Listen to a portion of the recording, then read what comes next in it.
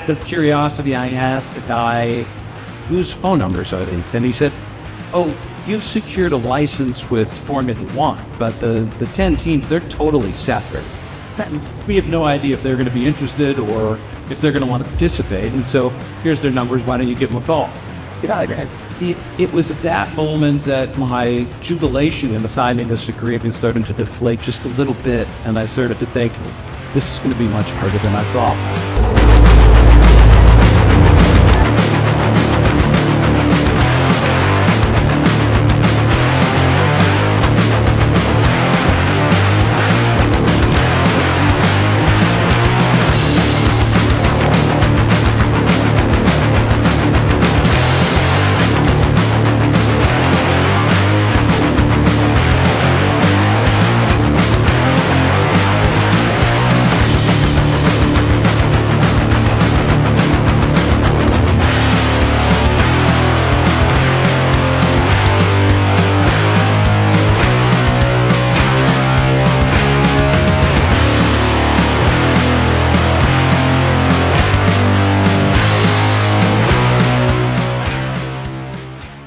Most of the time when a driver crashes, their race engineer who can talk to them in the car will come over the radio and say, are you okay? But in this case, Roman's race engineer said, are you okay? And there was complete silence.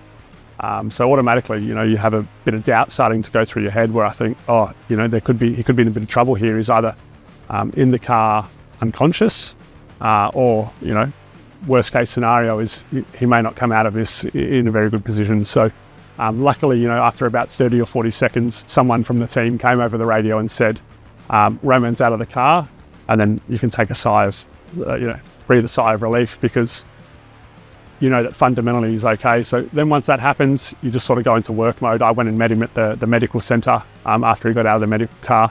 And I think he said to me at the time, I think he said, I've broken my ankle and I've broken my hand, and I thought I can deal with that, So yeah, overall, he was very lucky. He came out of it relatively unscathed. He had some burns on his hands, which, you can see the gloves here.